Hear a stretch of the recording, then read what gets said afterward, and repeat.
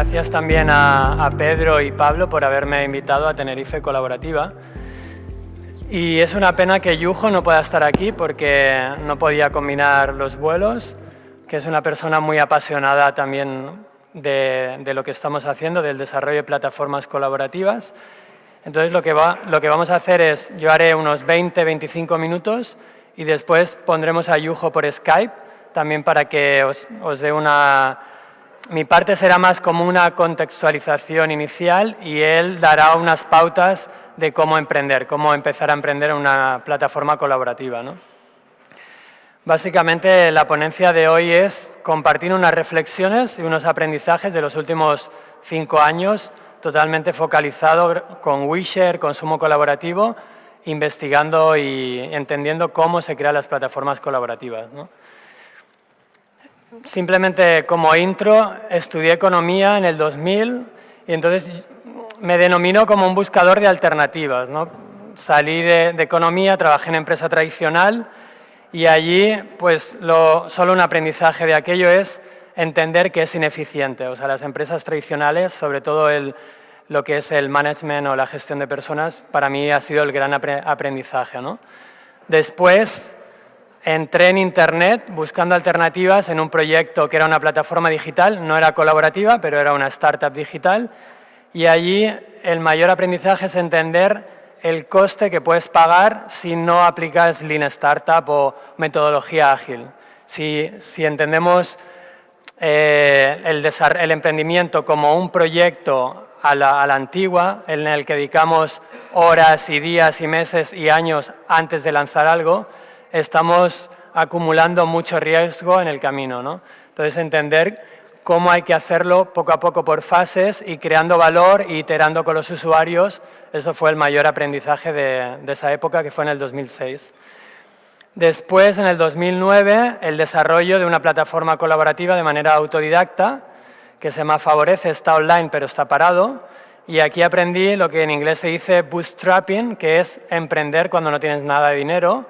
Incluso nuestro proyecto lo hacíamos sin dinero, lo teníamos como un concepto cerrado de que lo haríamos a través de favores y tal. Era muy interesante, pero ves lo difícil que es emprender sin recursos, cómo consigues las cosas, cuántas horas dedicas para montar una plataforma en Drupal o cosas así, ¿no? Entonces fue un aprendizaje muy interesante.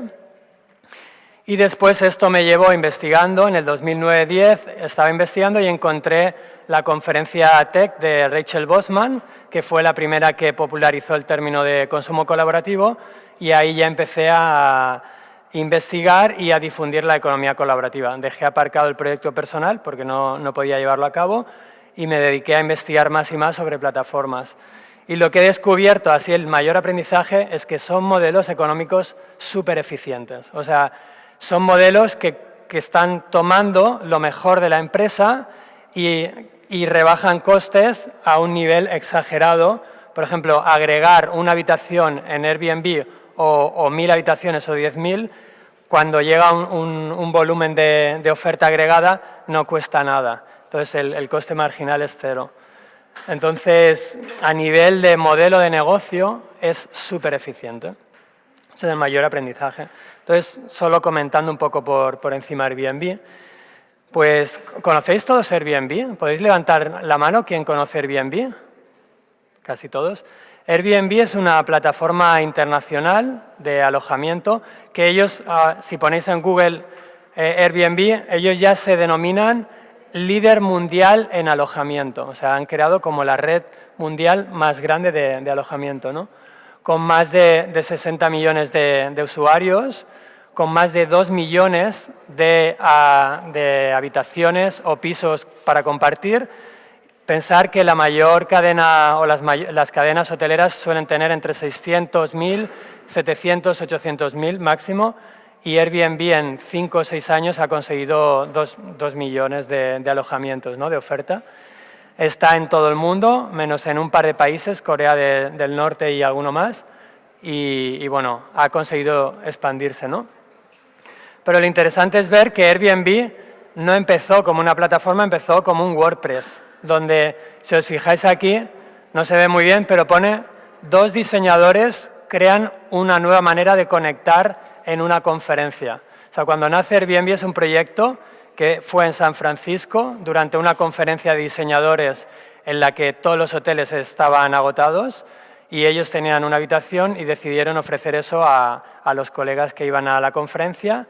Fueron 3 personas y, según explican en los casos de estudio, consiguieron $1.000. Entonces, a raíz de ahí empezaron a intentar escalarlo, pero pensar que empezaron San Francisco, hiperlocal, hipernicho para diseñadores y con un WordPress. Entonces, muchas veces cuando queremos emprender vemos Airbnb, el final, y muchos emprendedores que vienen a hablar conmigo me dicen, quiero esto para bicicletas, igual. Entonces hay que ir para atrás, cómo empiezas, cómo no empiezas, qué te gastas y qué no te gastas, no empezar con una plataforma global, ¿no? Entonces también Airbnb tuvo lo que yo denomino la travesía del desierto. ¿Qué es esto? Sobre todo en plataformas colaborativas. En cualquier emprendimiento, si no tienes muchas habilidades técnicas o no tienes equipo, ni recursos, ni conoces el mercado y es tu primer emprendimiento, pues claro, hay un recorrido de aprender, de entender, es como el deporte. Yo siempre en los talleres explico que es como empezar a hacer triatlón o a correr. Tienes que entrenar y poco a poco vas aprendiendo, ¿no? Entonces ellos empezaron en el 2007, finales 2006-2007, y hasta el 2012 en realidad los inversores ni le hacían caso, o sea, les costó muchísimo poder que la gente creyera en su modelo, ¿no? Pensar en hacer que dormir, o sea, que la gente duerma en casa de otras personas y eso escalarlo a nivel mundial, ¿no? Era como algo bastante que la gente no entendía, sobre todo los inversores, ¿no? Y luego, pues sí que consiguieron escalar, ¿no? Para que veáis la manera tan agresiva, porque ese es el término, agresiva de escalar, esto es París, esto es el río Sena y los puntitos rosas son edificios donde había algún apartamento, alojamiento de Airbnb en el 2008. En el 2010 ya vemos que empiezan a haber apartamentos blancos, que significa que ya hay más de 1 o 2 alojamientos de Airbnb, y en el 2012. O sea, imaginad esto en todas las ciudades del mundo, Barcelona, Berlín, París, Canarias, o sea, consiguieron escalar un modelo en muy poco tiempo a todo el mundo y de una manera muy agresiva. Entonces, ¿esto qué ha pasado? Pues yo que vivo en Barceloneta, en un barrio de Barcelona, ¿no?, al lado del mar, pues el concepto de gentrificación es que los alquileres se están subiendo, ya no se alquilan pisos para ciudadanos, sino para turistas. O sea, los vecinos de mi barrio salen en manifestación, han ido a la oficina de Airbnb, o sea, hay muchas quejas y hay mucha presión para que esto no... O sea, el barrio está desbordado, ¿no? Es como una externalidad negativa muy, muy clara de este modelo, ¿no?, y de otros. También entonces hay un choque con la regulación, ¿no? Ya seguramente lo habéis escuchado en algún medio de comunicación. En Barcelona, con Ada Colau, se está persiguiendo. Aquí hay una carta que se ha enviado a los vecinos que se anima a los vecinos a denunciar pisos que tengan la licencia turística y se están empezando a poner multas, ¿no? Entonces aquí, ¿qué podemos hacer los ciudadanos? Pues realmente tomar un poco de empoderarnos y pedir que esto se regule para que beneficie a la mayoría del entorno, ¿no? Pero no solo para Airbnb, o sea, ayer hablamos de la ley del suelo, o sea, todo lo que está pasando, no solo con plataformas colaborativas, sino con empresas, con gobiernos. Yo creo que es un momento que o nos empoderamos o va a ser difícil que estas plataformas o otras prácticas que no nos van a beneficiar no se implementen, ¿no? Pero claro, Airbnb también tiene la otra cara de la moneda. Tiene la cara de que mucha gente se está beneficiando, no solo de Airbnb, sino de otros modelos colaborativos. Yo que llevo bastantes años en la economía colaborativa, por ejemplo, fui pasajero cero con Albert Cañigueral de Uber en Barcelona, ¿no? Entonces, yo durante un periodo, los primeros meses, tomaba Uber y tomaba taxi al día siguiente y hablaba con el taxista y con el conductor de Uber, ¿no? Entonces empiezas a investigar y te das cuenta que la gente que hace de conductor de Uber o pone su piso en Airbnb es que los han expulsado del mercado laboral, es que no tienen ingresos, es que están al límite y hay gente que te dice Uber me ha salvado la vida. O sea, esto es un caso real. O me acuerdo de un conductor que me decía cuando vayas a hacer un viaje al aeropuerto, tú me llamas y vendré al lado tuyo. Y le digo, ¿quieres saltarte la plataforma? Y dice, no, yo no me quiero saltar la plataforma porque Uber me está dando ingresos, pero como estaré al lado, me la asignarán a mí o lo podré tomar, ¿no? O sea, incluso fidelidad a la plataforma, o sea, algo exagerado. Y con Airbnb, pues la verdad es que en Barcelona, que hay, ahora están revisando unos 6.000 pisos para ver si tienen licencia o no. Imaginar la de pisos que tiene que haber, o sea, 10.000 o... Hay muchísima gente que está capeando la crisis gracias a esta plataforma. Entonces ahí está, por eso ha crecido tanto. Si no tuviera este gran beneficio para mucha gente, no hubiera crecido de la manera que ha crecido, ¿no? Y luego lo de los Juegos de Río es otro caso.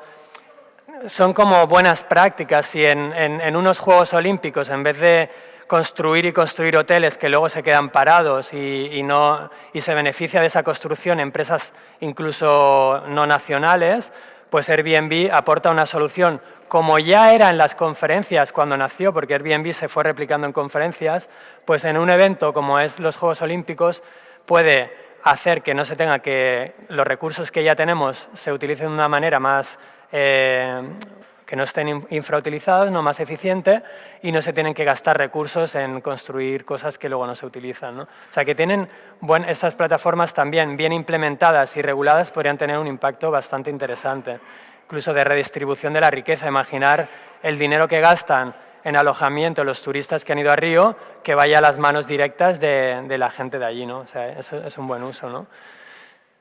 Entonces, también otra reflexión, ¿realmente Airbnb o estas plataformas están fomentando el compartir real? ¿Generan confianza entre las personas y esa experiencia, ¿no? Como tenía Couchsurfing o otras, ¿no? Pues Airbnb, también para los que no lo conozcáis, ellos cuando nacieron su experiencia era alojamiento y desayuno, era como un bread and breakfast. Entonces sí que tenía el compartir, era obligatorio que compartieras la casa con la persona. Lo que pasa que luego, explica Brian Chesky, el fundador, que encontraron usuarios que alquilaban su casa vacía y se dieron cuenta que había un modelo de negocio bastante potente allí y dieron rienda suelta a eso, ¿no? A alquilar pisos vacíos y de esa manera escalar más rápido, ¿no? Y tener más modelo de negocio. Pero su origen, ellos lo que proponían era mucho más sharing que no los pisos vacíos, ¿no? Entonces, ¿qué pasa frente a esta economía que utiliza el concepto de sharing y de compartir, pero que tenemos dudas si es compartir o no? Pues que hay mucha demanda de coherencia. O sea, estos titulares son de hace tiempo, pero se sigue desde Wishare o desde otros colectivos y desde ciudadanos explicando o pidiendo que haya más coherencia, ¿no? En estos modelos. Se utilizó sharing. Entonces, la pregunta que lanzó: ¿tiene sentido crear plataformas colaborativas locales para competir contra estas grandes plataformas? Desde mi punto de vista, sí, siempre y cuando solucionemos los problemas que estas plataformas globales tienen. O sea, si vamos a crear una plataforma local y va a explotar los recursos de los ciudadanos y no va a generar un beneficio a la mayoría, pues a lo mejor tampoco tiene mucho sentido. Y también una cosa muy interesante que pasa con estos modelos de negocio es que cuando escalan, por ejemplo, el Airbnb al principio ponía énfasis en vas a dormir en un iglú, en un avión, en un barco, era más experiencial. Y ahora, al estar todo tipo de pisos, esa experiencia se desvanece, el compartir se desvanece y la experiencia auténtica de dormir en algo más que no un piso, en el quinto piso, en un edificio de donde sea, ¿no? Pues eso se pierde. Entonces creo que ahí es donde está una de las oportunidades para las plataformas locales, es como estamos más cercanos al territorio, podemos verificar lo que sería la oferta de nuestra plataforma y que las experiencias sean mucho más potentes, llegar donde las grandes plataformas no pueden llegar por recursos. O sea, el reto de las pequeñas luego es la visibilidad, cómo alguien de fuera te conoce y tal, no es más el marketing. Pero lo que es la verificación inicial y el poder tener una oferta mucho más potente a nivel de experiencia, ahí hay una oportunidad. Entonces, como emprendedores, pues lo que dice Lisa Gansky, que es una de las thought leaders, ¿no?, de la economía colaborativa, pues ya que creamos algo que sea mejor que estas plataformas y compartir más el valor con la gente que crea el valor final, ¿no?, de la plataforma, se está hablando pues cómo se pueden hacer plataformas colaborativas. Hay todo un movimiento que se llama Platform Coop, que está viendo cómo se van a crear las nuevas cooperativas digitales, como imagínate un Airbnb en Canarias, donde los dueños de los pisos, que son los que se agrega la oferta, son copropietarios de esa plataforma, ¿no?, y pueden repartirse los beneficios de otra manera, ¿no?, o ese tipo de iniciativas, ¿no? También se está hablando de crear redes distribuidas, que esto Matt and Phil, creo que es mañana pasado, os explicará mejor.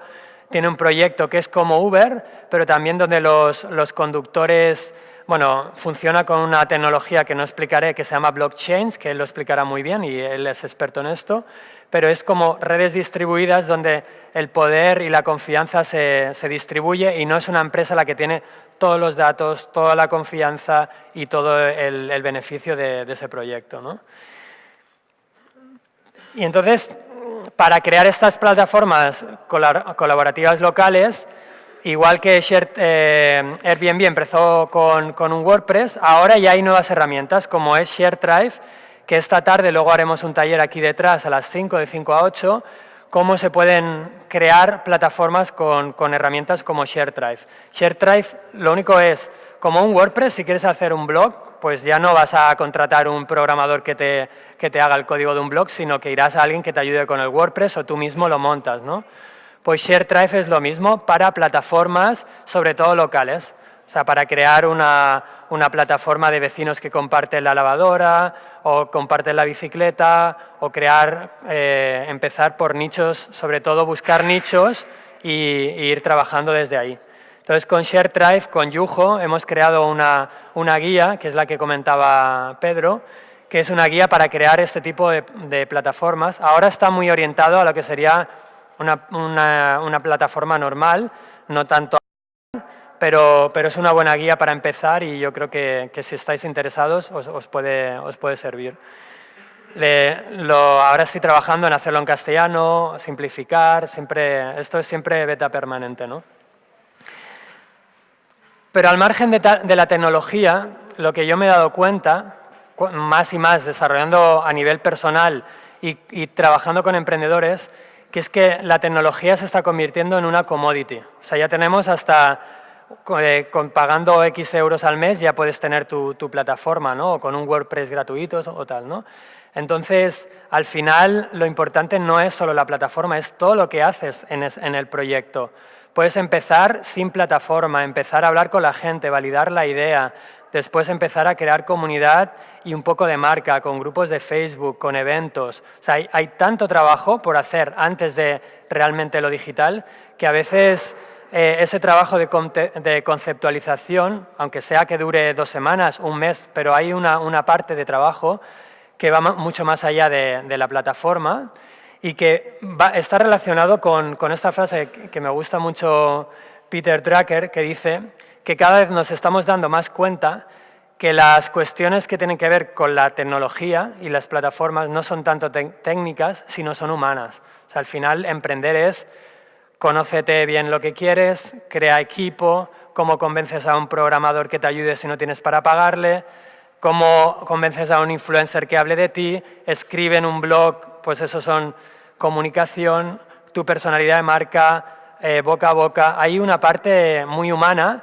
que hoy en día, como estamos poniendo énfasis en el Big Data y en el inteligencia artificial y todo lo que queramos, pero al final, cuando tú miras la historia de Airbnb funciona porque era un equipazo que confiaba mucho entre ellos y perseveraron, y hay muchas cosas más allá. Luego por la tarde explicaré la historia de Airbnb, ¿no?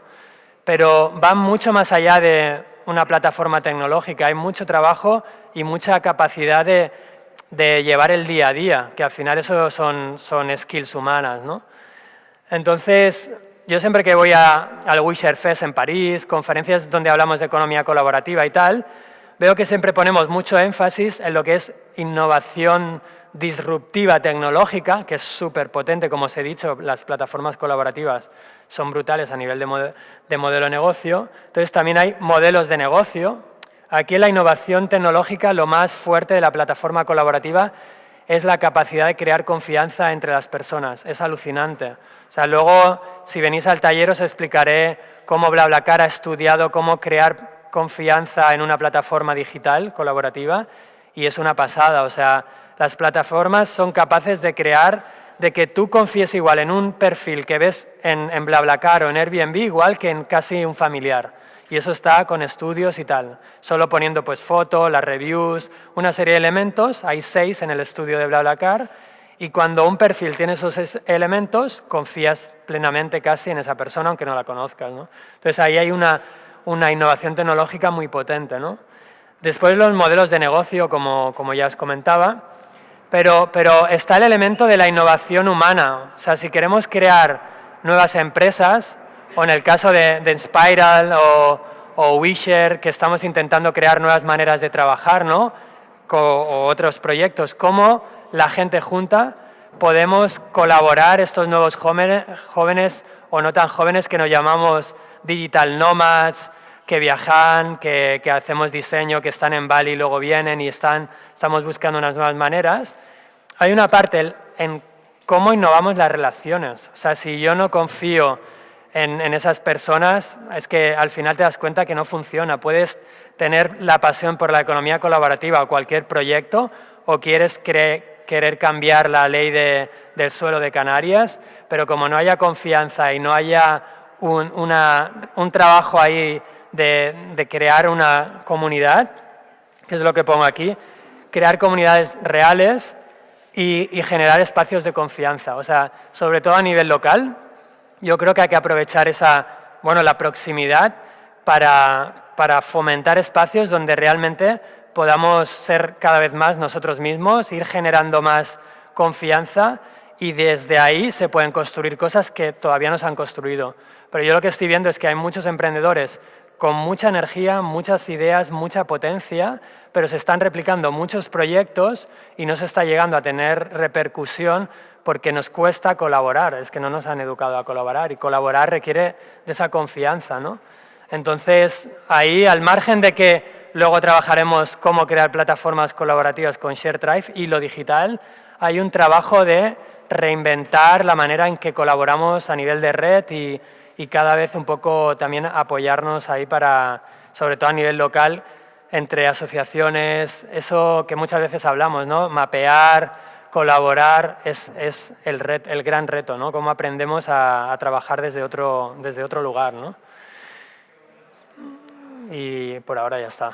Después, para los que estéis interesados en el taller de 5 a 8, trabajaremos más casos concretos de plataformas y también cómo empezar con ShareDrive.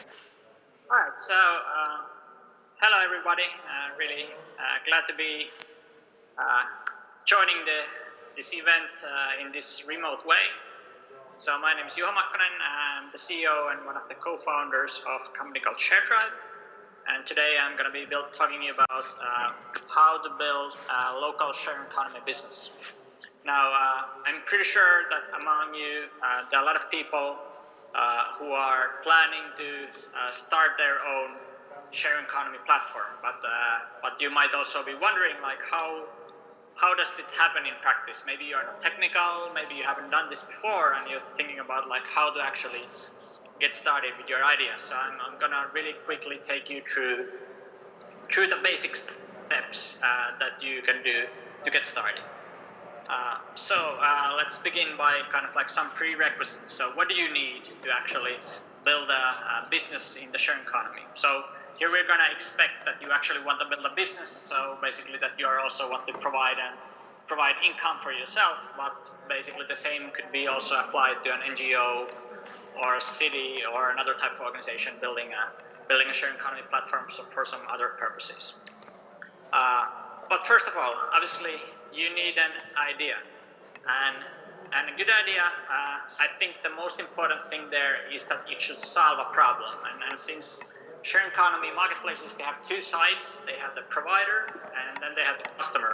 Sometimes it can be the same person, but still like they are acting in two different roles. Somebody is providing goods or services, another person is buying or getting them. So you need to solve a problem for both those sides, and usually that's a different problem. So, but this is something that you should keep in mind. The other thing is that you should have pretty narrow focus. So basically, quite often I see people creating marketplaces for sharing everything. So kind of like a Facebook for sharing or something. And usually that doesn't really work. Like in the sharing economy, it seems that the ideas that work best focus on something like really narrow, like only sharing apartments, only sharing perhaps certain type of tools or certain type of sports equipment or certain type of car. So I would definitely suggest you to pick a really narrow niche and focus on that. And the third thing is that since we're talking about local marketplaces, here in particular, I would definitely encourage you to think about something that in this case is really related to Tenerife. Like, is there something in the local culture? Is there something that really doesn't work with the global platform? Something that is particular in your environment? And this type, usually all the cities, all the countries are a bit different. They have different cultures and different things work or don't work there. So if your idea has this type of component, it will greatly improve your chances when you get started. A good example comes from social marketplace EatWith. We talked to Joel, their head of launch, and he said that basically when they move to a new city, like for instance from Barcelona to New York and so on, they need to really localize their concept. They change a lot of things to adapt to the new market. So this is good to keep in mind, and it can work for your advantage when you're starting in a city where there's not yet a big dominant sharing economy player in this field. All right, so then another prerequisite, so you need an idea, but also obviously you will need some time and money. So there's some initial investment that you need to put in, but but actually that's not like a huge investment. So I think there are lots of people out there who should be have what it takes to get started with that. So our estimate, based on doing lots of research on this and talking to lots of entrepreneurs, is that you will need an approximately $2,000 of money, and you should give it at least 1 year, and you should be able to put in at least 20 hours per week. So this is the kind of like a rough minimum. If you are able to invest at least this much of money and time, then you should have what it takes to do the initial validation and see if your idea really has wings. So those were the prerequisites. So now let's go to the 5+1 practical steps to actually get started with the sharing economy business. So first of all, like before you start building a platform or really kind of like building the audience, the very first thing that you should do is to validate the idea. And basically what this means is that you should write down your assumptions, like who are your users, who are the customers, who are the providers, what's the problem that you're solving for them, what's your business model, how do you acquire them, and you should really write this down. And then what you should do is you should try to find people who belong to your potential customer segment or provider segment and interview them and really try to validate those assumptions, like talk to them about your idea and see how they react. So this is a really important step, and you should really try to do this enough before actually starting to build anything. So, but if after this validation it seems that your idea really resonates with people, the problem seems to be there, it's real and it needs to be solved, and you believe that your solution could solve it better than the existing solution, then you can move forward actually starting to build your business. And actually the first thing that I think you should do there is to really start building your audience. So even if you don't have the platform yet, you can still kind of like start building the initial traction. So it's really easy to set up a simple landing page and collect the emails, start building the initial email list. You can also start a blog and start writing about the topics that your marketplace is focusing on, create the social media accounts, and also then find out where are the places where your target users hang out, either online or offline. So maybe it's a forum, maybe it's social media, Facebook group, or maybe it's some event or some local space, and then go there. Be active in these communities, online or offline, and then also talk about your idea there. And collect these people who might be interested, collect their contact details. So when you actually will be ready, you already have an existing community, existing audience that will be your early adopters when you actually launch. So the next step is to build the minimum viable platform. So now obviously, building an online platform is a key component in the sharing economy. That's usually what we mean when we talk about the sharing economy. So it's not only sharing things, but facilitating that sharing through an online platform. And so you do need some kind of platform to really validate and see if people are actually using the concept. But you should start with the minimum possible solution that solves the problem. So as this picture shows, you shouldn't try to build for instance, if you're building a car, if you only offer your user a tire, like that won't make them happy. See? So you really have to build the entire car, and that will take a long time. Car is a pretty complex project to build. But if you offer them something smaller, perhaps like in the beginning you offer a skateboard, and then you go up to a bike, and then to a car, then like you're gradually improving and you're constantly solving the basic problem, how to get from place A to place B, but just in a better way. So you should really try to use as little time as possible in this very early stage, because usually the true learning, it only begins as you actually launch something, put it in front of your users, and start talking to them and start getting feedback from them. So this is why my company ShareTribe. We don't see the slides. We don't see the slides. You have a slide? No. No. You Yes, have to share the screen. Yeah, I'm doing. Oh yeah, that's true. All right. So good point. So I should definitely do the screen share now. Yeah. So I've been actually having some slides here, but like I think I forgot to do the screen share. All right. Let's see. Wait a bit. Yeah. Share screen. I didn't know that. Sorry. All right. No worries. There was nothing super important in those slides. So can you see my screen now? Is it working now? No.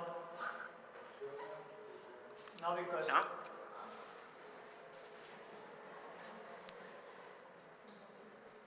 no. Is it working now? No, Is the screen share working? we see the Skype. Yeah. All right. So it is sharing the screen now, but I don't know. So is it working now? Yes. All right. So now you see the slides. Yes. Great. All right. So basically, this is in creating the minimum viable platform. This is where our platform ShareTribe can really help you a lot. So basically, it's an online platform, software as a service platform that you can use to easily create your own sharing economy marketplace. Even if you don't have any technical skills, you can basically create your own website in just a few minutes. You can get it up to a state where you can actually launch it in one day. So basically, if you're planning to create some Airbnb for X platform, then this is definitely a good way for you to build this minimum viable platform. So just a few quick examples. So for instance, we recently, one of our customers was featured in Forbes. So they were an Oxford students, and they were totally non-technical at all. Don't know any idea how to code. But with ShareTribe, they were able to build their Airbnb for bikes platform and launch it in the city of Oxford really quickly this spring. And another example, Studio Time, which is kind of like an Airbnb for record studios. So musicians can book time for the record studios. And the Quiver, which is kind of like Airbnb for surfboards. So we make it really easy for you to create this type of platform. So basically, in a matter of days, you can set up the platform, instantly release it to the first users, and start getting the feedback. And I think this really helps in the early stages when you're validating your business idea. All right, so that was the second step. So third step. So when you actually have the minimum viable platform, then you should start getting the first users in.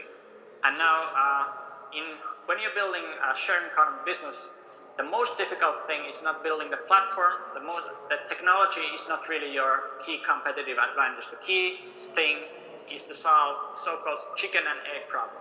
which in this case basically means that you need to have both supply and demand. But if there's no customers yet, why will the providers join? And if there are no providers yet, why would any customer use the site? So basically you need to solve this problem somehow. And in the case of sharing economy, usually what you do is that you start from the supply. So first, without actually releasing the site or opening it up like publicly or launching it in a way, you start basically acquiring people who are the suppliers. So basically the owners of the item that is rented, for instance, or providers of a service. And so first, and usually this is a bit of manual work. So you should, probably the first 100 people, you have to manually go to them, perhaps email them individually and tell them like, maybe you offer them an incentive or like an early bird discount to kind of like get them to list on your platform.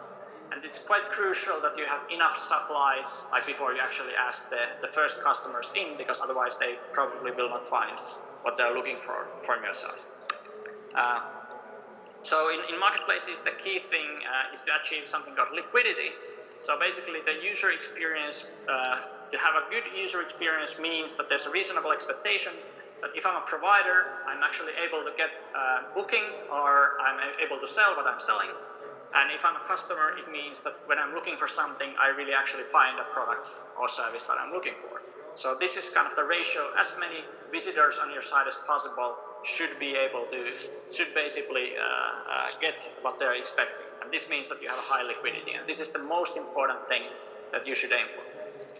So fourth step is inviting your users in. So before doing a big launch, we suggest that you do this bit of kind of like a private beta. So you invite first users in. So hopefully at this point you have a small mailing list, maybe some followers. So you pick a few most enthusiastic customers and you invite them in like with a beta code, and you tell them that okay, they are the first users and they should really provide you feedback. And then when they enter your site, then you can follow what they do. Perhaps if it's possible, maybe you actually go there and sit next to them and in some cafe and like order them a cup of coffee and just see how they use your site. And then you try to talk to them as much as possible. So this is really the key. Talk to the people who are using the site, have a live chat or like email them or try to set up Skypes or even interview them in real life. So really try to figure out like why they are doing what they are doing, like why they are buying, why they are not buying, and try to figure out if there are any problems and then fix these issues as they appear.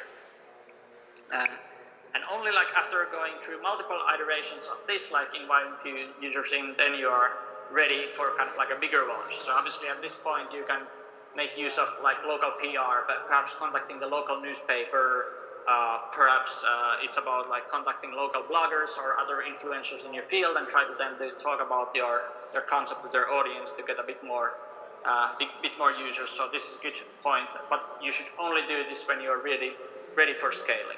And even this usually should happen like only in like one city. So usually the good recommendation is to start only from one city, the city where you live in. And then when you kind of have cracked the thing in this market, then it's possible to kind of like move forward. So it's really important to start locally because then you can make use of local PR.